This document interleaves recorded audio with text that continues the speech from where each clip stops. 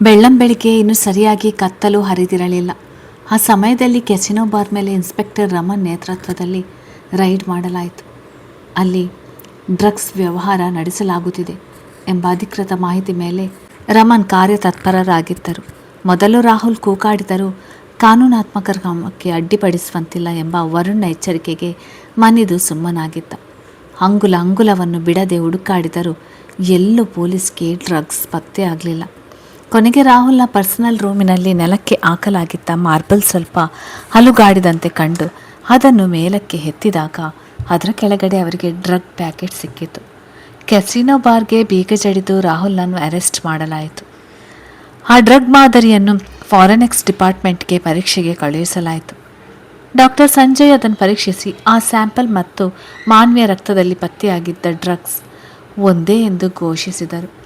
ಆ ಕೂಡಲೇ ರಮನ್ ಫೋನ್ ಮಾಡಿ ಆ ವಿಚಾರವನ್ನು ವಿಶಾಲ್ಗೆ ತಿಳಿಸುವ ಸಲುವಾಗಿ ಈ ಕೂಡಲೇ ತಮ್ಮ ಪೊಲೀಸ್ ಸ್ಟೇಷನ್ಗೆ ಬರುವಂತೆ ಹೇಳಿದಾಗ ಮಯೂರ್ ಜೊತೆ ತನ್ನ ವಿಚಾರಣೆಯನ್ನು ಅರ್ಧಕ್ಕೆ ಬಹಳ ಬಿಟ್ಟು ವಿಶಾಲ್ ಸ್ಟೇಷನ್ ಕಡೆ ದೌಡಾಯಿಸಿದ.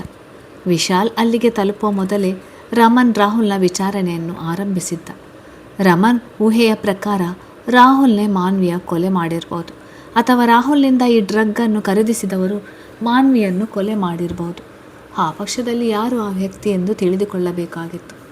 ರಾಹುಲ್ ತಾನು ಕೊಲೆ ಮಾಡಲಿಲ್ಲ ಎಂದು ಪಟ್ಟು ಹಿಡಿದಿದ್ದ. ನನಗೂ ಮಾನ್ವಿಯ ಕೊಲೆಗೂ ಸಂಬಂಧವಿಲ್ಲ ಎಂದೇ ಅವನು ಹೇಳತೊಡಗಿದ. ಹಾಗಾದರೆ ಮಲೇಷ್ಯಾದಲ್ಲಿ ಮಾತ್ರ ದೊರೆಯುತ್ತಿರುವ ಈ ದುಬಾರಿ ಡ್ರಗ್ಗನ್ನು ಯಾರಿಗೆ ತಂದಿರುವುದು ಎಂದು ಕೇಳಿದಾಗ ಅವನು ಉತ್ತರಿಸಲಿಲ್ಲ. ಇವನ್ ಹೀಗೆ ಕೇಳಿದರೆ ಬಾಯಿ ಬಿಡುವುದಿಲ್ಲ ಎಂದು ಅರಿವಾಗಿ ರಮನ್ ಅವನಿಗೆ 3rd ಡಿಗ್ರಿ ಟ್ರೀಟ್ಮೆಂಟ್ ಪ್ರಾರಂಭಿಸಿದ. ಈ ಚಿತ್ರಹಿಂಸೆ ತಡೆಯಲಾಗದೆ ರಾಹುಲ್ ಬಾಯಿ ಬಿಟ್ಟ. ಅವನು ಹೇಳಿದ ಹೆಸರು ಕೇಳಿ ರಮನ್ ಮತ್ತು ವಿಶಾಲ್ ಬೆಚ್ಚಿ ಬಿದ್ದರು. ಅವನು ಹೇಳಿದ ಹೆಸರು ಮಾನ್ವಿಯದು. ನನ್ನ ಕೆಸಿನೋ ಬಾರ್ನಿಂದ ಆಲ್ಕೋಹಾಲ್ ಖರೀದಿಸ್ತಿದ್ದವಳು. ಒಂದು ದಿನ ನನ್ನ ಹತ್ತಿರ ಮಲೇಷ್ಯಾದಲ್ಲಿ ದೊರಕುವ ಆ ಡ್ರಗ್ ಬಗ್ಗೆ ಮಾತಾಡಿ ಎಷ್ಟೇ ಖರ್ಚಾದರೂ ಪರವಾಗಿಲ್ಲ ಅದನ್ನು ತಂದು ಕೊಡುವಂತೆ ಬೇಡಿಕೊಂಡಳು. ಹಾಗಾಗಿ ನಾನು ಮಲೇಷ್ಯಾದಿಂದ ಅದನ್ನು ತರಿಸಿದ್ದೆ. ಅವಳು ಸಾಯುವ ಮೊದಲನೇ ದಿನ ನಮ್ಮಲ್ಲಿಂದ ಕೆಲವು ಇಂಟರ್ನ್ಯಾಷನಲ್ ಬ್ರ್ಯಾಂಡ್ ಪಾನೀಯಗಳನ್ನು ಕಳುಹಿಸಲು ಹೇಳಿದ್ದಳು. ನಾನೇ ಖುದ್ದಾಗಿ ಅವಳಿಗೆ ಅದರ ಜೊತೆ ಈ ವೆನಮ್ ಡ್ರಗ್ 2 ತಲುಪಿಸಿದೆ. ಇದರ ಹೊರತಾಗಿ ನನಗೆ ಅವಳು ಯಾಕೆ ಇದನ್ನು ತರಿಸಿಕೊಂಡಳು ಎಂಬ ವಿಚಾರ ಗೊತ್ತಿಲ್ಲ ಎಂದು ಸತ್ಯ ವಿಚಾರ ಬಾಯ್ಬಿಟ್ಟ. ಅವಳನ್ನು ಹೊರತುಪಡಿಸಿ ನೀವು ಯಾರಿಗೂ ಈ ವೆನಮ್ ಡ್ರಗ್ ಮಾರಿಲ್ವಾ? ರಮನ್ ಕೇಳಿದ. ಇಲ್ಲ, ನಾನು ಮಿಕ್ಕಿದನ್ನು ನನ್ನ ರೂಮಿನಲ್ಲಿ ಮಾರ್ಬಲ್ ಕೆಳಗಡೆ ಅಡಗಿಸಿಟ್ಟಿದ್ದೆ ಎಂದ ರಾಹುಲ್. ಇಲ್ಲಿಗೆ ಕೇಸ್ನ ವಿಚಾರದಲ್ಲಿ ಡ್ರಗ್ ಖರೀದಿಸಿದವಳು ಮಾನ್ವಿ ಎಂಬ ವಿಚಾರ ಸ್ಪಷ್ಟವಾಯಿತು. ಆದರೆ ಸತ್ತವಳು ಮಾನ್ವಿಯೇ. ಅವಳು ತಾನೇ ಡ್ರಗ್ ಓವರ್ಡೋಸ್ ಮಾಡಿ ಸತ್ತಿರಬಹುದೇ? ಹಾಗಿದ್ರೆ ಮತ್ತೆ ಅವಳನ್ನು ಶೂಟ್ ಮಾಡಿದವರು ಯಾರು ಎಂಬ ಪ್ರಶ್ನೆಗೆ ಉತ್ತರ ಸಿಕ್ಕಿಲ್ಲ ಎಂಬ ವಿಚಾರಗಳ ಬಗ್ಗೆ ವಿಶಾಲ್ನಲ್ಲಿ ರಮನ್ ಡಿಸ್ಕಷನ್ ಮಾಡತೊಡಗಿದ. ಆಗ ವಿಶಾಲ್, ಈ ವಿಚಾರವಾಗಿ ಮಹರ್ಷಿಯನ್ನು ಮತ್ತೆ ಪ್ರಶ್ನಿಸೋಣ, ಆಗ ಏನಾದರೂ ವಿಚಾರ ಹೊರಗೆ ಬರ್ಬೋದು ಎಂದ. ಅವನ ಸಜೆಷನ್ ಸರಿ ಅನಿಸಿದ ರಮನ್ಗೆ. ಮಹರ್ಷಿಯನ್ನು ಕರೆದು ತರುವಂತೆ PC-ಗೆ ಹೇಳಿದ. ಮಹರ್ಷಿ ಮತ್ತು ರಾಹುಲ್ನ ಎದುರು ಬದುರು ಸೆಲ್ನಲ್ಲಿ ಇರಿಸಲಾಗಿತ್ತು. ಮಹರ್ಷಿಯನ್ನು PC ಕರೆದು ತಂದ. ಮಹರ್ಷಿಗೆ ಕುರ್ಚಿಯಲ್ಲಿ ಕುಳಿತುಕೊಳ್ಳುವಂತೆ ಆಜ್ಞಾಪಿಸಿದ. ಸಂಯುಕ್ತ ಬಂದ ಮೇಲೆ ತನಗೆ ಬೇಲ್ ಸಿಗಬಹುದು ಎಂಬ ಮಹರ್ಷಿಯ ಆಸೆ ಈಗ ಹುಸಿಯಾಗಿತ್ತು. ಸಂಯುಕ್ತಳ ವಾದ ಆಲಿಸಿದ ಕೋರ್ಟ್ 2 ಬಾರಿಯೂ ಬೇಲ್ ನಿರಾಕರಿಸಿ ಪೊಲೀಸ್ ಕಸ್ಟಡಿಯನ್ನು ಮುಂದುವರಿಸಿತು. ಹಾಗಾಗಿ ಮಹರ್ಷಿ ಇಷ್ಟು ದಿನಗಳಿಂದ ಜೈಲು ವಾಸ ಅನುಭವಿಸಿ ಮಾನಸಿಕವಾಗಿ ಬೆಂಡಾಗಿದ್ದ. ಅವನ ಮುಖದಲ್ಲಿ ಆ ನೋವು ಕಾಣಿಸುತ್ತಿತ್ತು. ರಮನ್ ಮಹರ್ಷಿಗೆ ಮಾನ್ವಿ ಸತ್ತ ಆ ದಿನ ಫಾರ್ಮ್ ಹೌಸ್ಗೆ ಹೋದಾಗಿನಿಂದ ಏನಾಯಿತು ಎಂದು ಮತ್ತೆ ಮೊದಲಿನಿಂದ ಹೇಳಿ ಎಂದ. ಮಹರ್ಷಿ ನೆನಪು ಮಾಡಿಕೊಳ್ಳುತ್ತಾ ಹೇಳತೊಡಗಿದ. ಮಾನ್ವಿ ಮನೆಗೆ ಬರಲೇಬೇಕು, ಯಾವುದೋ ವಿಚಾರ ಮಾತನಾಡೋದಿದೆ ಎಂದಾಗ ಪ್ರಯಾಣದ ಆಯಾಸವಿದ್ದರೂ ಅಲ್ಲಿಗೆ ಹೋದೆ. ಅಲ್ಲಿ ತಲುಪುವಾಗ ರಾತ್ರಿ 7 ಗಂಟೆ. ನಾನು ಹೋದಾಗ ಅವಳು ಮೇಲೆ ಅವಳ ಬೆಡ್ರೂಮ್ನಲ್ಲಿದ್ದಳು. ನನ್ನಲ್ಲಿ ಭಾಳ ಚೆನ್ನಾಗಿ ಮಾತಾಡಿದ್ಲು. ಇನ್ನು ಮುಂದೆ ನಾನು ಬದಲಾಗ್ತೇನೆ, ಚೆನ್ನಾಗಿರೋಣ ಅಂದಳು. ನನಗೆ ಅವಳ ಮಾತಿನಲ್ಲಿ ನಂಬಿಕೆ ಇರಲಿಲ್ಲ. ಅವಳು ನಾಟಕ ಮಾಡುತ್ತಿದ್ದಾಳೆ ಅನಿಸಿತು. ಮತ್ತು ಡ್ರಿಂಕ್ಸ್ ತಂದಿರಿಸಿದಳು. 2 ಗ್ಲಾಸಿಗೆ ಸುರಿದು ನನಗೊಂದು ಕೊಟ್ಟಳು. ಅಷ್ಟರಲ್ಲಿ ಅವಳು ಏಕೋ ಅಲ್ಲಿಂದ ಎದ್ದು ಹೋದಳು. ಅವಳು ಬರುವಾಗ ನಾನು ನನ್ನ ಗ್ಲಾಸನ್ನು ಅವಳ ಗ್ಲಾಸನ್ನು ಅದಲು ಬದಲು ಮಾಡಿದೆ. ಅವಳು ಬಂದವಳು ಮದ್ಯವನ್ನು ಕುಡಿಯತೊಡಗಿದಳು. ನಾನು ಕೂಡ ನಿಧಾನಕ್ಕೆ ಕುಡಿಯತೊಡಗಿದೆ. ಸ್ವಲ್ಪ ಹೊತ್ತಿನಲ್ಲಿ ಅವಳು ತುಂಬ ಉದ್ರೇಕಗೊಂಡಂತೆ ಕಾಣಿಸಿದಳು. ನನ್ನನ್ನು ಅಪ್ಪಿಕೊಳ್ಳಲು ಬಂದಳು. ನಾನು ದೂರ ಸರಿಸಿ ಅಲ್ಲಿಂದ ಹೊರಬಂದು ಕೆಳಗಡೆ ಪೋರ್ಟಿಕೋಗೆ ಹೋಗಿ ಕುಳಿತೆ. ಸ್ವಲ್ಪ ಹೊತ್ತಿನ ನಂತರ ಗುಂಡಿನ ಶಬ್ದ ಕೇಳಿಸಿತು. ನನ್ನ ಪರ್ಸನಲ್ ಸೆಕ್ಯೂರಿಟಿಗೆ ಇರಿಸಿದ್ದ ನನ್ನ ಗನ್ ಪಾಕೆಟ್ನಲ್ಲಿ ಇಲ್ಲ ಎಂದು ಆಗಷ್ಟೇ ನನಗೆ ತಿಳಿದತ್ತು. ಗಾಬರಿಂದ ಮೇಲೆ ಓಡಿದೆ. ಮಾನ್ವಿ ಅವಳ ಬೆಡ್ ಮೇಲೆ ಬಿದ್ದಿದ್ದಳು. ಅವಳಿಗೆ ಗುಂಡು ಹೊಡೆಯಲಾಗಿತ್ತು. ಅಷ್ಟರಲ್ಲಿ ವಾಚ್ಮ್ಯಾನ್ ಓಡಿ ಬಂದ. ಅಲ್ಲಿಯ ಪರಿಸ್ಥಿತಿ ನೋಡಿ ಪೊಲೀಸ್ಗೆ ಕಾಲ್ ಮಾಡಿದ. ಇದು ನಡೆದದ್ದು ಮಹರ್ಷಿ ವಿವರವಾಗಿ ಹೇಳಿದ. ಆ ಕೂಡಲೇ ವಿಶಾಲ್, ನೀವು ಅವಳ ಗ್ಲಾಸ್ ಮತ್ತು ನಿಮ್ಮ ಗ್ಲಾಸನ್ನು ಬದಲಾಯಿಸಿದೆ ಎಂದಿರಿ. ನೀವು ಯಾಕೆ ಹಾಗೆ ಮಾಡಿದ್ರಿ? ಈ ನಿಮ್ಮ ನಡೆ ಸಂಶಯಾಸ್ಪದವಾಗಿದೆಯಲ್ಲ ಎಂದು ಪ್ರಶ್ನಿಸಿದ. ಇದಕ್ಕೆ ಬಲವಾದ ಕಾರಣವಿದೆ ಎಂದ ಮಹರ್ಷಿ ಆ ಕಾರಣವನ್ನು ಹೇಳತೊಡಗಿದ. ಮಾನ್ವಿಗೆ ಅವಳ ಅಪ್ಪನದೇ ಬುದ್ಧಿ, ಹಿಡಿದದನ್ನು ಸಾಧಿಸುವ ಛಲ. ಇದನ್ನು ನಾನು ಬಲ್ಲವನೇ. ನನ್ನನ್ನು ಮದುವೆಯಾಗಲು ಒಪ್ಪಿಸಲು ವೆಂಕಟಾಚಲಂ ಮಾಡಿದ ನಾಟಕ ಇನ್ನೂ ನನ್ನ ಮನಸ್ಸಲ್ಲಿ ಹಸಿರಾಗಿತ್ತು. ಮಲೇಷ್ಯಾದಿಂದ ಬಂದ ಕೂಡಲೇ ಕಾಲ್ ಮಾಡಿ ನನ್ನನ್ನು ಕರೆಸಿಕೊಂಡ ಮಾನ್ವಿ ಅತಿಯಾದ ಪ್ರೀತಿ ತೋರತೊಡಗಿದಾಗ ನನಗೇನೋ ಇದು ಅತಿ ಎನಿಸಿತು. ನನ್ನ ಸಿಕ್ಸ್ ಸೆನ್ಸ್ ಜಾಗೃತಗೊಂಡಿತು. ಅವಳು 2 ಗ್ಲಾಸ್ ತಂದು ಮದ್ಯ ಸುರಿದು ನನಗೆ ಕೊಟ್ಟಾಗ ಸಂಶಯ ಮೂಡಿತು. ಹಾಗಾಗಿ ಅವಳ ಗ್ಲಾಸ್ ಮತ್ತು ನನ್ನ ಗ್ಲಾಸನ್ನು ಅವಳಿಗೆ ತಿಳಿಯದಂತೆ ಅದಲು ಬದಲು ಮಾಡಿದೆ ಎಂದ ಮಹರ್ಷಿ ತಾನು ಗ್ಲಾಸ್ ಬದಲಾಯಿಸಿದ ನಿಜ ಕಾರಣವನ್ನು ಅರುಹಿದ. ಈಗ ವಿಶಾಲ್ ಮತ್ತು ರಮನ್ಗೆ ಒಂದು ಕ್ಲಾರಿಟಿ ಸಿಕ್ಕಿತು. ಮಹರ್ಷಿಗಾಗಿ ಬೆರೆಸಲಾಗಿದ್ದ ವೆನಮ್ ಡ್ರಗ್ಗನ್ನು ತಾನೇ ಕುಡಿದು ಸಾವಿಗೀಡಾಗಿದ್ದಾಳೆ ಮಾನ್ವಿ. ಇಲ್ಲಿಗೆ ಕೇಸ್ ಒಂದು ಘಟ್ಟಕ್ಕೆ ಬಂತು. ಆದರೆ ಅವಳನ್ನು ಶೂಟ್ ಮಾಡಿದ ವ್ಯಕ್ತಿ ಯಾರು? ಅವಳಿಗಿದ್ದ ಶತ್ರು ಯಾರು? ಇದನ್ನು ಕಂಡುಹಿಡಿಯಬೇಕಾಗಿತ್ತು. ಅದರ ತನಿಖೆ ನಡೆಸುವಂತೆ ತಿಳಿಸಿ ಅಲ್ಲಿಯವರೆಗೆ ಮಹರ್ಷಿಗೆ ಕಸ್ಟಡಿಯನ್ನು ಮುಂದುವರಿಸಲಾಯಿತು. ಸಂಯುಕ್ತಳಿಗೆ ಸ್ವಲ್ಪ ನಿರಾಳವೆನಿಸಿದರು. ಮತ್ತೆ ಯಾಕೋ ತಳಮಳ. ಮಹರ್ಷಿಯ ಗನ್ನಿಂದ ಹಾರಿದ ಆ ಗುಂಡು ಅದನ್ನು ಮಹರ್ಷಿ ಕೂಡ ಮಾಡಿರ್ಬೋದು ಎಂದು ಪೊಲೀಸ್ ಡಿಪಾರ್ಟ್ಮೆಂಟ್ ಸಂಶಯ ವ್ಯಕ್ತಪಡಿಸುತ್ತಿದೆ. ಆ ರೂಮಿಗೆ ಬಂದ 3ನೇ ವ್ಯಕ್ತಿ ಯಾರು? ಎಲ್ಲಿಂದ ಬಂದ? ಇದನ್ನು ಕಂಡುಹಿಡಿಯಬೇಕಾದರೆ ಸ್ವಲ್ಪ ದೀರ್ಘವಾದ ವಿಭಿನ್ನ ಮಾರ್ಗದ ತನಿಖೆ ಅಗತ್ಯವಿದೆ ಎಂದುಕೊಂಡಳು. ಈ ರೀತಿಯಲ್ಲಿ ಆಲೋಚಿಸಿ ಮಾನ್ವಿಯಲ್ಲಿ ಮನಸ್ತಾಪ ಹೊಂದಿದವರು ಯಾರಾದರೂ ಇದ್ದಾರಾ ಎಂಬ ವಿವರ ತಿಳಿಯಲು ಸಂಯುಕ್ತ ಮಾನ್ವಿಯ ಮನೆಯ ಸುತ್ತ ಸುಳಿದಾಡತೊಡಗಿದಳು. ವಾಚ್ಮ್ಯಾನ್ ಹೊಸಬನಾಗಿರುವುದರಿಂದ ಹಿಂದಿನ ದಿನಗಳಲ್ಲಿ ಅಲ್ಲಿ ನಡೆದ ವಿಚಾರಗಳ ಮಾಹಿತಿ ಗೊತ್ತಿಲ್ಲ ಎಂದು ಜಾರಿಕೊಂಡಿದ್ದ. ಅಲ್ಲದೆ ಮಹರ್ಷಿಯ ಮದುವೆ ನಂತರ ಸೆಕ್ಯೂರಿಟಿ ಟೈಟ್ ಮಾಡಲಾಗಿತ್ತು.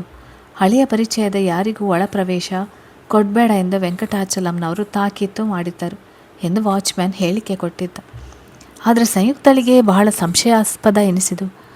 ಅವಳು ಮಾನ್ವಿಯ ಮನೆಯ CC ಕ್ಯಾಮರಾ ಫೋಟೇಜ್ ಚೆಕ್ ಮಾಡಿ ಹಳೆಯ ದಿನಗಳ ಮಾಹಿತಿಯ ಕಲೆ ಹಾಕುವ ಪ್ರಯತ್ನದಲ್ಲಿದ್ದಾಗ ಯಾವುದೇ ಫೋಟೇಜ್ ಇರಲಿಲ್ಲ. ಅವೆಲ್ಲವನ್ನು ಡಿಲೀಟ್ ಮಾಡಲಾಗಿತ್ತು. ಸಂಯುಕ್ತ ಆ ಫಾರ್ಮ್ ಹೌಸ್ಗೆ ಒಂದು ಸುತ್ತು ಹಾಕಿದ್ದಳು. ಬಹಳ ದೊಡ್ಡ ಬಿಲ್ಡಿಂಗ್.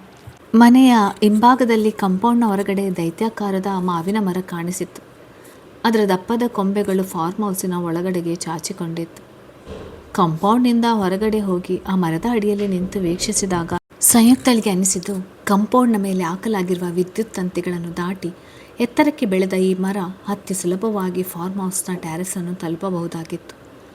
ಹಾಗೂ ಅದನ್ನು ಯಾವ ಕ್ಯಾಮರಾವೂ ಸೆರೆ ಹಿಡಿಯುವ ಸಾಧ್ಯತೆ ಇರಲಿಲ್ಲ ಎಂದು. ಯಾಕೆಂದರೆ ಆ ಕಾರ್ನರ್ಗೆ ಯಾವುದೇ ಕ್ಯಾಮರಾವಿರಲಿಲ್ಲ. ಆದರೆ ಆ ಮರವಿದ್ದ ದಾರಿಯಲ್ಲಿ ಮೊದಲಿಗೆ ಒಂದು ದೊಡ್ಡ ಮನೆ ಇತ್ತು. ನಂತರ ಕೊನೆಯವರೆಗೂ ಬರೀ ಖಾಲಿ ಜಾಗವೇ ಇದ್ದು ಮುಂದೆ ಡೆಡ್ ಎಂಡ್ ತೋರಿಸ್ತಿತ್ತು. ಮಾನ್ವಿಯ ಕೊಲೆಯಾದ ದಿನ ಯಾರಾದರೂ ಈ ದಾರಿಯಲ್ಲಿ ಬಂದು ಮರದ ಮೂಲಕ ಮನೆಯ ಟ್ಯಾರೆಸ್ ಹತ್ತಿರುವ ಸಾಧ್ಯತೆಯನ್ನು ಚೆಕ್ ಮಾಡಲು ವಿಶಾಲ್ಗೆ ಆ ದೊಡ್ಡ ಮನೆಯ CC ಕ್ಯಾಮರಾ ಚೆಕ್ ಮಾಡುವಂತೆ ಹೇಳಿದಳು. ವಿಶಾಲ್ ಆ ದೊಡ್ಡ ಮನೆಯ CC ಕ್ಯಾಮರಾವನ್ನು ಚೆಕ್ ಮಾಡತೊಡಗಿದಾಗ ಮಾನ್ವಿಯ ಕೊಲೆಯಾದ ದಿನ ರಾತ್ರಿ 8 ಗಂಟೆಗೆ ಆ ದಾರಿಯ ಮೂಲಕ ಒಬ್ಬ ವ್ಯಕ್ತಿ ಅಲ್ಲಿಂದ ದಾಟಿ ಹೋಗಿರುವ ಚಿತ್ರ ಕಾಣಿಸಿತ್ತು. ಅಲ್ಲಿ ಜಾಸ್ತಿ ಬೆಳಕು ಇರದಿದ್ದ ಕಾರಣ ಆತನ ಮುಖ ಸರಿಯಾಗಿ ಕಾಣಿಸ್ತಿರಲಿಲ್ಲ. ಹಾಗೆಯೇ 8:37 ಸುಮಾರಿಗೆ ಅವಸರವಾಗಿ ಅಲ್ಲಿಂದ ಅದೇ ವ್ಯಕ್ತಿ ವಾಪಸ್ಸಾಗಿದ್ದು ಕಾಣಿಸಿತ್ತು. ಆದರೆ ಉಳಿದ ದಿನಗಳ ಫೋಟೇಜ್ ಚೆಕ್ ಮಾಡಿದಾಗ ಹಲವು ದಿನಗಳಿಂದ ಈ ದಾರಿಯಲ್ಲಿ ಒಬ್ಬ ವ್ಯಕ್ತಿ ಹೋಗಿ ಸ್ವಲ್ಪ ಸಮಯದ ನಂತರ ಅದೇ ದಾರಿಯಲ್ಲಿ ವಾಪಸ್ ಆಗಿರೋದು ಕಾಣಿಸಿತ್ತು. ಆದರೆ ವ್ಯಕ್ತಿಯ ಮುಖ ಸರಿಯಾಗಿ ಕಾಣಿಸುತ್ತಿರಲಿಲ್ಲ. ಆದರೆ ಮಾನ್ವಿಯ ಕೊಲೆಯಾದ ದಿನ ಆ ದಾರಿಯಲ್ಲಿ ಹೋದ ಈ ವ್ಯಕ್ತಿಯು ಒಬ್ಬನೇ ಆಗಿರಲಿಲ್ಲ. ಮೊದಲ ದಿನಗಳಲ್ಲಿ ಹೋದ ವ್ಯಕ್ತಿ 6 ಅಡಿ ಎತ್ತರದ ಅಜಾನುಬಾಹು ವ್ಯಕ್ತಿ ಎಂದು ಸುಲಭವಾಗಿ ಹೇಳಬಹುದಿತ್ತು. ವಿಶಾಲ್ಗೆ ಅವನನ್ನು ಎಲ್ಲಿಯೋ ನೋಡಿದ ನೆನಪು. ಆದರೆ ಕೊಲೆಯಾದ ದಿನ ಆ ದಾರಿಯಲ್ಲಿ ಹೋದ ವ್ಯಕ್ತಿ ಮಾತ್ರ ಕುಳ್ಳಾಗಿ ಸನಕಳು ವ್ಯಕ್ತಿ. ಈ ವ್ಯಕ್ತಿ ಯಾರು? ಸ್ವಲ್ಪ ಡಿಟೇಲ್ ಆಗಿ ಕಂಡುಹಿಡಿದರೆ ತನಿಖೆಗೆ ಸಹಕಾರಿಯಾಗಬಹುದು ಎಂದು ಸಂಯುಕ್ತ ಮತ್ತು ವಿಶಾಲ್ ಅಭಿಪ್ರಾಯಪಟ್ಟರು. ಹಾಗೆ ಆ ಕ್ಯಾಮರಾದಲ್ಲಿ ಕಂಡ ವ್ಯಕ್ತಿಗಳ ಫೋಟೇಜ್ ಇಮೇಜ್ ಫ್ರಂಟ್ ಹಾಕಿಸಿ ತರಬೇಕು. ಆಮೇಲೆ ಅದು ಯಾರು ಎಂದು ಅಕ್ಕಪಕ್ಕದಲ್ಲಿ ವಿಚಾರಿಸುವ ಅಥವಾ ಮಾನ್ವಿಯ ಮನೆಯವರಿಗೆ ಹೇಳಬೇಕು ಎಂಬ ತೀರ್ಮಾನಕ್ಕೆ ಬಂದರು. ಹೀಗೆ ತನಿಖೆ ತೀವ್ರಗತಿಯನ್ನು ತೆಗೆದುಕೊಂಡಂತೆ ಅನುಮಾನಗಳು ಹೆಚ್ಚಾಗತೊಡಗಿದವು. ಸಿಸಿ ಕ್ಯಾಮರಾದ ವಿಡಿಯೋ ಕ್ಲಿಪ್ಪಿಂಗ್ನಿಂದ ತೆಗೆದ ಝೂಮ್ ಮಾಡಿ ಪ್ರಿಂಟ್ ಹಾಕಿಸಿದ ಫೋಟೋಗಳು ವಿಶಾಲ್ ಕೈ ಸೇರಿದ್ದು 2 ದಿನ ಬಿಟ್ಟು. ಮುಖದ ಸ್ಪಷ್ಟತೆ ಇರದಿದ್ದರೂ ಒಂದು ಅಂದಾಜಿನ ಮೇಲೆ ಯಾರೆಂದು ತಿಳಿಯಬಹುದಿತ್ತು. ಕೊಲೆಯಾದ ದಿನ ಅಲ್ಲಿ ಸುಳಿದಾಡಿದ ವ್ಯಕ್ತಿಯ ಪರಿಚಯ ಇರಲಿಲ್ಲ. ಆದರೆ ವಿಶಾಲ್ಗೆ ಇನ್ನೊಬ್ಬ ವ್ಯಕ್ತಿ ಯಾರು ಎಂದು ಸ್ಪಷ್ಟವಾಗಿ ಗೊತ್ತಾಯಿತು. ಸಂಯುಕ್ತಳಿಗೆ ಈ ವಿಚಾರವನ್ನು ಹೇಳಿದ. ಅವನು ಬೇರೆ ಯಾರೂ ಅಲ್ಲ, ಮಾನ್ವಿಯ ಪ್ರಿಯತಮ ಮಯೂರ್. ಅವನ್ಯಾಕೆ ಅಲ್ಲಿ ಹಾಗೆ ರಾತ್ರೋರಾತ್ರಿ ಸುಳಿದಾಡುತ್ತಿದ್ದ ಎಂಬುದನ್ನು ಅವನು ಮುಖ್ಯವಾಗಿ ತಿಳಿದುಕೊಳ್ಳಬೇಕಾಗಿತ್ತು. ಹಾಗೆ ಕೊಲೆಯಾದ ದಿನ ಅಲ್ಲಿ ಕಾಣಿಸಿದ ವ್ಯಕ್ತಿಯ ಫೋಟೋವನ್ನು ಇನ್ಸ್ಪೆಕ್ಟರ್ ರಮನ್ಗೆ ಫ್ಯಾಕ್ಸ್ ಮಾಡಿದ ವಿಶಾಲ್.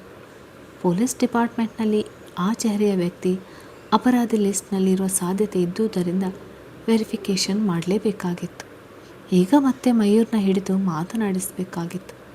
ವಿಶಾಲ್ ತಕ್ಷಣ ಕಾರ್ಯತತ್ಪರನಾದ. ಜಿಮ್ ಸೆಂಟರ್ನ ಕಡೆ ಕಾರು ಚಲಾಯಿಸತೊಡಗಿದ. ನಾಗೇಪಳ್ಳಿ ಎಂಬುದು ಹೈದರಾಬಾದ್ನಲ್ಲಿನ ಒಂದು ಪುಟ್ಟ ಹಳ್ಳಿ. ಇನ್ನೂ ಆಧುನಿಕತೆಗೆ ಅಷ್ಟೇನೂ ತೆರೆದುಕೊಂಡಿಲ್ಲವಾದರೂ ಮೂಲ ಸೌಲಭ್ಯಗಳಿಗೆ ಕೊರತೆ ಇರಲಿಲ್ಲ. ಬೆಳಿಗ್ಗೆ ಹಳ್ಳಿಯ ಮನೆಯ ಹೆಂಗಸರ ಜೀವನ ಶುರುವಾಗುವುದೇ ದೂರದಲ್ಲಿದ್ದ ಬೋರ್ವೆಲ್ನಿಂದ ನೀರು ಹಿಡಿಯುವ ಸಲುವಾಗಿ ಕ್ಯೂ ನಿಲ್ಲುವ ಮೂಲಕ.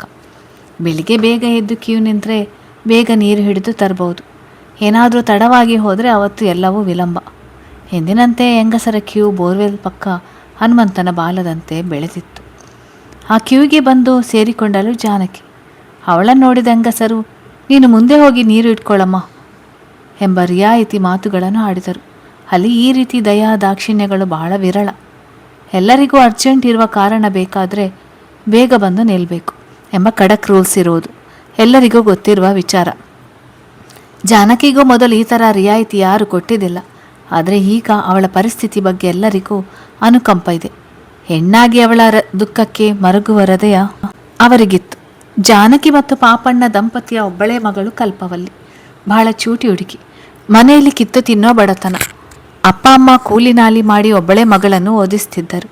ಆ ಹಳ್ಳಿಯಲ್ಲಿದ್ದ ಗೌರ್ಮೆಂಟ್ ಸ್ಕೂಲಿನಲ್ಲಿ ಪ್ರಸ್ತುತ PUC ಓದುತ್ತಿದ್ದ ಹುಡುಗಿ ಓದಿನಲ್ಲಿ ಬಹಳ ಜಾನೆ. ಯಾವಾಗಲೂ ಫಸ್ಟ್ ಕ್ಲಾಸ್ ಪಾಸ್. ಅಷ್ಟೇ ಅಲ್ಲ, SLCಯಲ್ಲಿ ಸ್ಟೇಟ್ಗೆ 3ನೇ ಸ್ಥಾನ ಪಡೆದುಕೊಂಡಾಗ ಅವಳ ಕಾಲೇಜ್ ಓದಿಗೆ ಶಾಲಾ ಅಭಿವೃದ್ಧಿ ಸಮಿತಿ ಹಣ ಸಹಾಯ ಮಾಡುವುದಾಗಿ ಘೋಷಿಸಿತ್ತು. ಹೀಗೆ ದೇವರು ಬಡತನ ಕೊಟ್ಟಿದ್ದರೂ ಬುದ್ಧಿವಂತಿಕೆಯನ್ನು ಕೊಡುವಲ್ಲಿ ಧಾರಾಳತನವನ್ನು ತೋರಿದ್ದ. ಇನ್ನು ಅವಳ ಸೌಂದರ್ಯದ ಬಗ್ಗೆ ಹೇಳುವುದಾದರೆ ಯಾವುದೇ ಫಿಲ್ಮ್ ಹೀರೋಯಿನ್ಗಿಂತ ಕಡಿಮೆ ಇರಲಿಲ್ಲ ಕಲ್ಪವಲ್ಲಿ. ಅವಳದು ಅರಸಿನ ಮೈಬಣ್ಣ, ಕಮಲದ ದಳಗಳಂಥ ನಯನಗಳು, ನೀಲವಾದ ಮೂಗು, ದಾಳಿಂಬೆ ಬಣ್ಣದ ಮುದ್ದಾದ ಅದರಗಳು, ನೀಲವಾದ ಶರೀರ. ಇವಕ್ಕೆಲ್ಲ ಕಲಶಪ್ರಾಯದಂತಿದ್ದ ಅವಳ ಗುಣ ಸೌಂದರ್ಯ, ಹಿರಿಯರನ್ನು ಮಾತನಾಡಿಸುವ ಅವಳ ಸೌಜನ್ಯ, ವಯಸ್ಸಾದವರ ಮೇಲೆ ತೋರುವ ಕಾಳಜಿ ಅವಳನ್ನು ಆ ಹಳ್ಳಿಯಲ್ಲಿ ಎಲ್ಲರಿಗೂ ಪ್ರಿಯಳನ್ನಾಗಿಸಿತ್ತು. PU ಮುಗಿಸಿ ಮೆಡಿಕಲ್ ಓದಿ ಹಳ್ಳಿಯ ಜನರ ಸೇವೆ ಮಾಡಬೇಕು ಎಂಬುದೇ ಅವಳ ಮೂಲ ಧ್ಯೇಯವಾಗಿತ್ತು. ಹೀಗಿದ್ದ ಚಿನುಕುರುಳಿ ಹುಡುಗಿ ಈಗ ಅನಾರೋಗ್ಯದಿಂದ ಹಾಸಿಗೆ ಹಿಡಿದು ಮಾತುಕತೆ ಇಲ್ಲದೆ ಸೂರು ನೋಡುವಾಗ ಹೆತ್ತ ತಾಯಿ ಜಾನಕಿ ಮಾತ್ರವಲ್ಲ, ಊರಿಗೆ ಊರೇ ನೊಂದು ಹೋಗಿತ್ತು. ಆ ಕಾರಣಕ್ಕಾಗಿ ಜಾನಕಿಗೆ ಮನೆಯಲ್ಲಿ ಹಾಸಿಗೆ ಹಿಡಿದ ಮಗಳ ಸೇವೆ ಮಾಡಬೇಕಾಗಿದ್ದುದರಿಂದ ಅವಳಿಗೆ ಬೇಗ ಹೋಗಲಿ ಎಂದು ಧಾರಾಳತನ ತೋರಿಸತೊಡಗಿದರು. ಪಾಪಣ್ಣನಿಗೆ ಮಗಳ ಮೇಲೆ ಪ್ರೀತಿ. ಬೋನಸ್ ದುಡ್ಡು ಬಂದಾಗಲೆಲ್ಲ ಮಗಳಿಗಾಗಿ ಸ್ವಲ್ಪ ಹೆಚ್ಚೇ ಖರ್ಚು ಮಾಡಿ ಒಳ್ಳೆಯ ಬಟ್ಟೆಗಳನ್ನು ಕೊಂಡು ತರುತ್ತಿದ್ದ. ಕಲ್ಪವಳ್ಳಿಗೆ ಉಂಡು ತೊಟ್ಟುಕೊಂಡು ತಿರುಗಾಡುವ ವಯಸ್ಸು. ಆದರೂ ಅಪ್ಪ ತನಗಾಗಿ ಬೆಲೆ ಬಾಳುವ ಬಟ್ಟೆ ತಂದಾಗ, ಯಾಕಪ್ಪ ಇದನ್ನೆಲ್ಲ ತಂದೆ? ನಾನು ಅಮ್ಮನ ಹಳೆ ಸೀರೆಯಲ್ಲಿ ಮೊನ್ನೆ ತಾನೇ ಹೊಸ ಲಂಗ ಹೊಲಿಸಿಕೊಂಡಿದ್ದೆ. ನಿನ್ನ ಶರ್ಟ್ ನೋಡು, ಬಣ್ಣ ಮಾಸಿ ಹೋಗಿದೆ. ನಿನಗೆ ಹೊಸ ಶರ್ಟ್ ತಗೋಬೇಕಾಗಿತ್ತು. ಅಪ್ಪನ ಮೇಲಿನ ಪ್ರೀತಿ ಅವಳ ಮಾತಿನಲ್ಲಿ ಹೊಳೆಯುತ್ತಿತ್ತು. ಅಯ್ಯೋ ಹುಚ್ಚು ಹುಡುಗಿ, ಕೆಲಸ ಮಾಡುವಾಗ ಯೂನಿಫಾರ್ಮ್ ಹಾಕಲೇಬೇಕು. ಅದನ್ನು ಯಜಮಾನರೇ ಕೊಡುತ್ತಾರೆ. ವರ್ಷಕ್ಕೆ 2 ಜೊತೆ ಕೊಡ್ತಾರೆ. ಅದು ಹಳೆಯದಾದಾಗ ಅದನ್ನೇ ಮನೆಯಲ್ಲಿ ಹಾಕುತ್ತೇನೆ. ನನಗೆ ಯಾಕಮ್ಮ ಹೊಸ ಬಟ್ಟೆ ಎನ್ನುತ್ತಿದ್ದ. ಅಪ್ಪ, ನಾನು ಕಲಿತು ಡಾಕ್ಟರ್ ಆದಮೇಲೆ ನೀನು ಅಮ್ಮ ಕೆಲಸ ಮಾಡೋದು ಬೇಡ, ನಾನೇ ನಿಮ್ಮನ್ನು ನೋಡಿಕೊಳ್ತೇನೆ ಎಂದು ಕಲ್ಪವಳ್ಳಿ ಹೇಳಿದಾಗ ಜಾನಕಿಗೆ ಇಂಥ ಮಗಳನ್ನು ಪಡೆದ ಬಗ್ಗೆ ಹೆಮ್ಮೆ ಅನಿಸಿದ್ದು ನಿಜ. ಆದರೆ ಎಲ್ಲವೂ ಸರಿ ಇದ್ದಾಗ ದುರ್ವಿಧಿ ಮಗಳ ಬಾಲಿನ ಜೊತೆಗೆ ಮನೆಯನ್ನು ಕತ್ತಲಾಗಿಸಿತ್ತು. ಅಂಥ ಬಡತನಕ್ಕೂ ಅಂಜದ ದಂಪತಿ ಮಗಳ ಪರಿಸ್ಥಿತಿಗೆ ಬೆಂಡಾಗಿದ್ದರು. ಮಾತೂ ಇಲ್ಲ, ಕತೆ ಇಲ್ಲ, ಸುಮ್ಮನೆ ಮಲಗಿರುತ್ತಿದ್ದ ಕಲ್ಪವಲ್ಲಿ ಮೊದಲಿನಂತಾದಳೆ ಎಂಬ ಚಿಂತೆ ಹಗಲಿರಳು ಕಾಡುತ್ತಿದ್ದದು ಜಾನಕಿಯನ್ನು. ಇಷ್ಟು ಸಾಲದೆಂಬಂತೆ ಪಾಪಣ್ಣ ಕೆಲಸವನ್ನು ಕಳೆದುಕೊಂಡು ಬಂದಾಗ ಮನೆಯ ಪರಿಸ್ಥಿತಿ ಮತ್ತಷ್ಟು ಬಿಗಡಾಯಿಸಿತು. 60 ಸಮೀಪಿಸಿದ ಪಾಪಣ್ಣನಿಗೆ ಮೈದಂಡಿಸಿ ಕೆಲಸ ಮಾಡಲು ಸಾಧ್ಯವಿರಲಿಲ್ಲ. ಅಲ್ಲಿ ಇಲ್ಲಿ ಹೊಸ ಕೆಲಸಕ್ಕಾಗಿ ಅಲೆದಾಡುತ್ತಿದ್ದ. ಅನಾರೋಗ್ಯದ ಮಗಳನ್ನು ಮನೆಯಲ್ಲಿ ಬಿಟ್ಟು ಕೂಲಿ ಕೆಲಸಕ್ಕೆ ಹೋಗುವ ಅನಿವಾರ್ಯತೆ ಜಾನಕಿಯದು. ಅಂದು ಎಂದಿನಂತೆ ಬೆಳಿಗ್ಗೆ ನೀರು ಹಿಡಿದು ಬಂದ ಜಾನಕಿ ಮಗಳಿಗೆ ತಿಂಡಿ ತಿನ್ನಿಸಿ ಇನ್ನೇನು ಕೆಲಸಕ್ಕೆ ಹೊರಡಬೇಕಾಗಿತ್ತು. ಗಂಡ ಪಾಪಣ್ಣ ಕೆಲಸ ಹುಡುಕ್ತೇನೆಂದು ಸಿಟಿ ಕಡೆ ಹೋದವನು 2 ದಿನವಾದರೂ ಬಂದಿರಲಿಲ್ಲ. ಇವರು ಯಾವ ಕಡೆ ಹೋದ್ರು ಎಂಬ ಯೋಚನೆಯಲ್ಲಿದ್ದಾಗಲೇ ಬಾಗಿಲು ಬಡಿದ ಸದ್ದಾಯಿತು. ಗಂಡನೇ ಇರಬಹುದು ಎಂದುಕೊಂಡ ಜಾನಕಿ, ಸದ್ಯ ಬಂದ್ರಲ್ಲ, ಮಗಳನ್ನೊಬ್ಬಳನ್ನೇ ಬಿಟ್ಟು ಹೋಗಬೇಕಲ್ಲ ಅಂದುಕೊಂಡಿದ್ದೆ ಎಂದುಕೊಳ್ಳುತ್ತಾ ಹೋಗಿ ಮುಂಬಾಗಿಲನ್ನು ತೆರೆದಳು. ಮುಂಬಾಗಿಲಿನಲ್ಲಿ ನಿಂತಿದ್ದ ಆಧುನಿಕ ನಾಜುಕಿನ ಯುವತಿಯನ್ನು ಕಂಡು ಯಾರಿವಳು ಎಂಬ ಪ್ರಶ್ನೆ ಮೂಡತೊಡಗಿತು. ಮಯೂರ್ನನ್ನು ಹುಡುಕಿಕೊಂಡು ವಿಶಾಲ್ ಜಿಮ್ ಸೆಂಟರ್ಗೆ ಹೋದಾಗ ಮಯೂರ್ ಎದುರುಗಡೆಯೇ ಸಿಕ್ಕಿದ್ದ. ಜಿಮ್ ಪ್ರಾಕ್ಟೀಸ್ ಮಾಡುತ್ತಿದ್ದವರಿಗೆ ಅಸಿಸ್ಟ್ ಮಾಡುತ್ತಿದ್ದವನು ವಿಶಾಲ್ನನ್ನು ಕಂಡು ಹುಬ್ಬೇರಿಸಿದ. ಒಂದು ಅರ್ಧದಲ್ಲೇ ವಿಚಾರಣೆ ನಿಲ್ಲಿಸಿ ಹೋದವನು ಇಂದು ಬಂದಿದ್ದಾನೆ, ಇನ್ನು ಏನು ವಿಚಾರ ಮಾತನಾಡಲು ಬಂದಿರಬಹುದು ಅಂದುಕೊಳ್ಳುತ್ತಿದ್ದಂತೆ ವಿಶಾಲ್, ಮಯೂರ್, ನಿಮ್ಮ ಹತ್ತಿರ ಸ್ವಲ್ಪ ಮಾತನಾಡುವುದಿತ್ತು. Hope you are free now ಎಂದಾಗ ಮಯೂರ್ ವಿಧಿ ಇಲ್ಲದೆ ಅವನನ್ನು ತನ್ನ ರೂಮಿಗೆ ಕರೆದೊಯ್ದ. ಅವರಿಬ್ಬರು ಎದುರು ಬದುರಾಗಿ ಕುಳಿತಂತೆ ವಿಶಾಲ್ ತನ್ನ ವಿಚಾರಣೆಯನ್ನು ಆರಂಭಿಸಿದ. ಮಯೂರ್, ನೀನು ಕೆಲವು ದಿನಗಳಲ್ಲಿ ಮಾನ್ವಿಯ ಮನೆ ಕಡೆ ಹೋಗಿರಲಿಲ್ಲ ಎಂದಿದ್ದೆ. ಆದರೆ ಕೆಲವು ರಾತ್ರಿ ನೀನು ಅಲ್ಲಿ ಸುಳಿದಾಡಿದ ಬಗ್ಗೆ ನನಗೆ ಮಾಹಿತಿ ಇದೆ. ಇದರ ಬಗ್ಗೆ ಏನು ಹೇಳ್ತೀಯಾ ಪ್ರಶ್ನಿಸಿದ. ಇದೆಲ್ಲ ಸುಳ್ಳು, ನಾನು ಆ ಕಡೆ ಹೋಗಿಲ್ಲ, ಒಂದೇ ಹೇಟಿಗೆ ಹೇಳಿದ ಮಯೂರ್. ನೀನು ಹೀಗೆ ಹೇಳ್ತೀಯಾ ಎಂದು ನನಗೆ ಗೊತ್ತಿಲ್ವೇ? ನೋಡು, ಮಾನ್ವಿಯ ಪಕ್ಕದ ಮನೆಯ ಕ್ಯಾಮರಾದಲ್ಲಿ ನೀನು ಓಡಾಡಿದ್ದು ಸರಿಯಾಗಿದೆ. ಆ ಪ್ರೂಫ್ ಸಾಕು ನಿನ್ನನ್ನು ಅರೆಸ್ಟ್ ಮಾಡಲು ಧಮಕಿ ಹಾಕಿದ ವಿಶಾಲ್. ವಿಶಾಲ್ನ ಖಚಿತವಾದ ಮಾಹಿತಿಗೆ ಮಯೂರ್ ಬೆಳಚಿಕೊಂಡ. ಹೋಗಿದ್ದು ನಿಜ, ಆದರೆ ನಾನು ಕೊಲೆ ಮಾಡುವ ಉದ್ದೇಶ ಹೊಂದಿರಲಿಲ್ಲ. ಮತ್ತೆ ಯಾಕೆ ಆ ಅಪರಾತ್ರಿಯಲ್ಲಿ ಹೋಗುತ್ತಿದ್ದೆ? ಮಾರ್ಷಿನ ಮದುವೆ ಆದಮೇಲೆ ಮಾನ್ವಿಗೆ ಒಂದು ರೀತಿಯ ಸರ್ಪಗಾವಲು ಹಾಕಲಾಗಿತ್ತು. ಅವಳ ಯಾರೇ ಹಳೆಯ ಗೆಳೆಯರು ಮೀಟ್ ಮಾಡಬಾರ್ದು ಎಂದು. ಸರಿ, ಅದಕ್ಕೆ ಆಗಾಗ್ಗೆ ಅವಳಿಗೆ ಹುಚ್ಚು ಹಿಡಿದ ಹಾಗೆ ಆಗಿತ್ತು. ನನಗೆ ಫೋನ್ ಮಾಡಿ ಬಾ ಎಂದು ಹೇಳುತ್ತಿದ್ದಳು. ನನಗೆ ಅವಳು ಮದುವೆ ಆದವಳು, ಅವಳ ಸಹವಾಸ ಬೇಡ ಅನಿಸಿತು. ಆದರೂ ಅವಳು ಕೇಳ್ತಿರ್ಲಿಲ್ಲ. ನೀನು ಈಗ ಬರದಿದ್ದರೆ ಸಾಯುತ್ತೇನೆ ಎಂದು ಎದುರಿಸ್ತಿದ್ದಳು. ನಾನು ನಿಮಗೆ ಮೊದಲೇ ಹೇಳಿದ್ದೆ, ಅವಳು ಸ್ವಲ್ಪ ಸೈಕೋ, ಹೇಳಿದಾಗೆ ಮಾಡುವವಳೆ. ಅದಕ್ಕೆ ನಾನು ಹೆದರಿ 1-2 ಸಲ ಭೇಟಿಯಾಗಿದ್ದೆ. ಸತ್ಯ ವಿಚಾರ ಬಾಯ್ಬಿಟ್ಟ. ಆದರೆ ಅವರ ಮನೆಯ CC ಕ್ಯಾಮರಾದಲ್ಲಿ ನೀನು ಭೇಟಿ ಮಾಡಿದ್ದು ಯಾವುದು ಕಾಣಿಸ್ಲಿಲ್ಲ. ವಿಶಾಲ್ ಕೌತುಕ ವ್ಯಕ್ತಪಡಿಸಿದ. ನಾನು ಅವಳನ್ನು ಭೇಟಿ ಮಾಡಲು ಎದುರು ಗೇಟ್ನಿಂದ ಹೋಗ್ತಿರ್ಲಿಲ್ಲ. ಮತ್ತೆ ಅವಳ ಬೆಡ್ರೂಮ್ನಲ್ಲಿ ಒಂದು ಸೀಕ್ರೆಟ್ ಡೋರ್ ಇದೆ. ಅವಳ ರೂಮಿನ ಗೋಡೆಯ ಬಣ್ಣದ ಬಾಗಿಲು ಅದು. ಅದಕ್ಕೆ ಹೊರಗಿನಿಂದಲೇ ಒಂದು ಸೀಕ್ರೆಟ್ ಲಾಕ್ ಇದೆ. Really interesting. ಹೌದು, ಇದನ್ನು ಸ್ವತಃ ಮಾನ್ವಿಯೇ ಅವಳ ತಂದೆಗೂ ಗೊತ್ತಾಗದಂತೆ ಕೆಲವು ದಿನಗಳ ಹಿಂದೆ ಮಾಡಿಸಿದ್ದಳು. ಅವಳಿಗೆ ದಿಗ್ಬಂಧನ ಹಾಕಿದ ತಂದೆಗೆ ತಿಳಿಯದಂತೆ ನನ್ನನ್ನು ಭೇಟಿ ಮಾಡಲು ಅವಳು ಕಂಡುಕೊಂಡ ಮಾರ್ಗ ಇದು. ನಾನು ಅವರ ಮನೆಯ ಹಿಂದೆ ಇದ್ದ ಮಾವಿನ ಮರ ಹತ್ತಿ ಅವರ ಟೆರೆಸ್ಗೆ ಜಂಪ್ ಮಾಡಿ ಈ ಬಾಗಿಲ ಮೂಲಕ ಒಳ ಹೋಗುತ್ತಿದ್ದೆ. ಮಯೂರ್ ಹೇಳಿದ ಮಾತಿಗೆ ವಿಶಾಲ್ಗೆ ದಿಗ್ಭ್ರಮೆಯಾಗಿತ್ತು. ಇಡೀ ರೂಮನ್ನು ಜಾಲಾಡಿದರೂ ಇಂಥದೊಂದು ದ್ವಾರ ಕಣ್ಣಿಗೆ ಬಿದ್ದಿರಲಿಲ್ಲ. ಟೆಕ್ನಾಲಜಿ ಎಷ್ಟು ಇಂಪ್ರೂವ್ ಆಗಿದೆ ಎಂದುಕೊಂಡ ವಿಶಾಲ್. ಈಗ ಅವನಿಗೆ ಸ್ಪಷ್ಟವಾಯಿತು. ಅದೇ ದ್ವಾರದ ಮೂಲಕ ಒಳಹೊಕ್ಕ ಕೊಲೆಗಾರ ತನ್ನ ಕೆಲಸ ಮುಗಿಸಿ ಹೊರಬಿದ್ದಿದ್ದಾನೆ. ಆದರೆ ಮಯೂರ್ಗೆ ಮಾತ್ರ ಗೊತ್ತಿರುವ ಆ ಸೀಕ್ರೆಟ್ ಲಾಕ್ನ ನಂಬರ್ ಕೊಲೆಗಾರ ಮಯೂರ್ ಎಂದು ಸಾಬೀತುಪಡಿಸುತ್ತದೆ ಎಂದುಕೊಂಡ ವಿಶಾಲ್. ಸರಿ, ಅಂತೂ ನೀನು ಕೊಲೆಗಾರ ಅಂತ ಒಪ್ಪಿಕೊಂಡೆ ಎಂದ. ಆದರೆ ಮಯೂರ್ ಏನೋ ಹೇಳಲು ಬಾಯಿ ತೆರೆದ. ಆದರೆ ಏನು? ವಿಶಾಲ್ ಮಾತಿನಲ್ಲಿ ತಿರಸ್ಕಾರವಿತ್ತು. ನಾನು ಮಾನ್ವಿಯ ಕೊಲೆಯಾದ ದಿನ ನಿಜವಾಗಿಯೂ ಅಲ್ಲಿ ಹೋಗಿರಲಿಲ್ಲ, ಖಡಾಖಂಡಿತವಾಗಿ ಹೇಳಿದ ಮಯೂರ್. ನೀನೇ ಹೋಗಬೇಕಾಗಿಲ್ಲ. ಅಲ್ಲಿಗೆ ಹೋಗಲು ದಾರಿ ಗೊತ್ತಿದ್ದ ಏಕೈಕ ವ್ಯಕ್ತಿ ನೀನು. ನಿನ್ನ ಕಡೆಯವರಿಂದ ಕೊಲೆ ಮಾಡಿಸಿರ್ಬಹುದಲ್ವಾ ಎಂದ ವಿಶಾಲ್. ಹೇಳಿಕೆಗೆ ನೋಡಿ, ನಾನು ಹೇಳಬೇಕಾದ ಸತ್ಯ ಹೇಳಿದ್ದೇನೆ, ಇನ್ನೂ ನಿಮಗೆ ಬಿಟ್ಟಿದ್ದು ಎಂದ. ಮಯೂರ್ನಲ್ಲಿ ಇನ್ನೂ ಕೆಲವು ಪ್ರಶ್ನೆ ಕೇಳಿ ಅಲ್ಲಿಂದ ತೆರಳಿದ ವಿಶಾಲ್. ಸಂಯುಕ್ತ ಹೈದರಾಬಾದ್ಗೆ ಬಂದು 10 ದಿನಗಳಾಗಿತ್ತು. ಬಂದ ದಿನ ದೊಡ್ಡದಾಗಿ ಮಾರ್ಷಿಗೆ ಜೈಲಿನಿಂದ ಬಿಡಿಸುವ ಭರವಸೆ ಕೊಟ್ಟಿದ್ದಳು. ಆದರೆ ಅವನಿಗೆ ಬೇಲ್ ಕೊಡಿಸುವುದು ಸಹ ಈವರೆಗೂ ಸಾಧ್ಯವಾಗಿರಲಿಲ್ಲ. ಅದಕ್ಕೆ ಕಾರಣ ಪಬ್ಲಿಕ್ ಪ್ರಾಸಿಕ್ಯೂಟರ್ ಸೇತುಪತಿ ಅವರ ವಾದ. ಬಹಳ ದಿನಗಳಿಂದ ಕೇಸ್ ಬಗ್ಗೆ ಯೋಚಿಸಿ ತಲೆ ಹಾಳಾಗಿತ್ತು. ಎಲ್ಲಿಯಾದರೂ ಜನಬಿಡ ಜಾಗಕ್ಕೆ ಹೋಗಿ ಸ್ವಲ್ಪ ರಿಲ್ಯಾಕ್ಸ್ ಮಾಡಬೇಕು ಅಂದುಕೊಂಡವಳು ಬೆಳಿಗ್ಗೆ ಕಾರು ಹತ್ತಿ ಲಾಂಗ್ ಡ್ರೈವ್ ಹೊರಟಳು. ಹೈದರಾಬಾದ್ನಲ್ಲಿ ಓಡಾಡಲು ಅವಳಿಗೆ ಕಾರಿನ ವ್ಯವಸ್ಥೆಯನ್ನು ಡಿಟೆಕ್ಟಿವ್ ವಿಶಾಲ್ ಮಾಡಿದ್ದ. ಒಂಟಿಯಾಗಿ ಬೆಳಿಗ್ಗೆ ಗೊತ್ತು ಗುರಿ ಇಲ್ಲದ ಕಾರ್ ಓಡಿಸಿದ ಸಂಯುಕ್ತ ನಾನ್ ಸ್ಟಾಪ್ ಕಾರ್ ಓಡಿಸಿ ಸಿಟಿ ಬಿಟ್ಟು ಒಂದು ಹಳ್ಳಿಗೆ ತಲುಪಿದಳು. ಆ ಹಳ್ಳಿಯ ಹೆಸರೇ ನಾಗೇಪಲ್ಲಿ. ಅಷ್ಟು ದೂರದಿಂದ ಡ್ರೈವ್ ಮಾಡಿದ ಕಾರಣವೋ ಏನೋ ಬಹಳ ಆಯಾಸ ಎನಿಸಿತು. ಜೊತೆಗೆ ತುಂಬ ಬಾಯಾರಿಕೆ. ನೀರು ಕುಡಿಯೋಣ ಅನಿಸಿ ಕಾರನ್ನು ಆ ಹಳ್ಳಿಯ ದಾರಿಯ ಬದಿಯಲ್ಲಿ ಪಾರ್ಕ್ ಮಾಡಿದಳು. ಕಾರಿನಲ್ಲಿ ನೀರಿನ ಬಾಟಲ್ ಇಲ್ಲ ಎಂದು ಆಗ ಅವಳ ಗಮನಕ್ಕೆ ಬಂತು. ಏನು ಮಾಡೋದು ಎಂಬ ಯೋಚನೆ ಬಂತು. ಅಕ್ಕಪಕ್ಕದಲ್ಲಿ ಅಂಗಡಿಗಳು ಕಾಣಿಸಲಿಲ್ಲ. ಅತ್ತ ಇತ್ತ ದೃಷ್ಟಿ ಹಾಯಿಸಿದಾಗ ದಾರಿಯ ಒಂದು ಪಕ್ಕದಲ್ಲಿ ಪುಟ್ಟ ಸಾಲು ಮನೆಗಳು ಕಣ್ಣಿಗೆ ಬಿತ್ತು. ಈ ಮನೆಗಳಲ್ಲಿ ಹೋಗಿ ನೀರು ಕೇಳಿದರಾಯಿತು ಎಂದುಕೊಂಡು ಸಂಯುಕ್ತ ಕಾರಿನಿಂದ ಇಳಿದಳು. ಹಾಗೆ ರ್ಯಾಂಡಮ್ ಆಗಿ ಹೋಗಿ ಒಂದು ಮನೆಯ ಬಾಗಿಲು ಬಿಡಿದಳು ಸಂಯುಕ್ತ. ತನ್ನ ಊಟದ ಪುಟ್ಟ ಗಂಟನ್ನು ಹಿಡಿದು ಕೆಲಸಕ್ಕೆ ಹೊರಟಿದ್ದ ಜಾನಕಿ ಬಾಗಿಲು ಬಡಿದ ಶಬ್ದಕ್ಕೆ ಗಂಡ ಬಂದನೇನು ಎಂದುಕೊಂಡು ಬಾಗಿಲು ತೆರೆದರೆ ಮುಂಬಾಗಿಲಲ್ಲಿ ನಿಂತ ಆಧುನಿಕ ಅಪರಿಚಿತ ಯುವತಿಯನ್ನು ಕಂಡು ಅಚ್ಚರಿಗೊಂಡಳು. ಜಾನಕಿಯ ಮುಖದಲ್ಲಿ ಮೂಡಿದ ಭಾವ ಬದಲಾವಣೆಗೆ ಉತ್ತರಿಸಿದ ಸಂಯುಕ್ತ, ನಾನು ಸಂಯುಕ್ತ, ಸಿಟಿಯಿಂದ ಬಂದೆ, ತುಂಬ ಬಾಯಾರಿಕೆ, ನೀರು ಬೇಕಾಗಿತ್ತು ಅಂದಳು.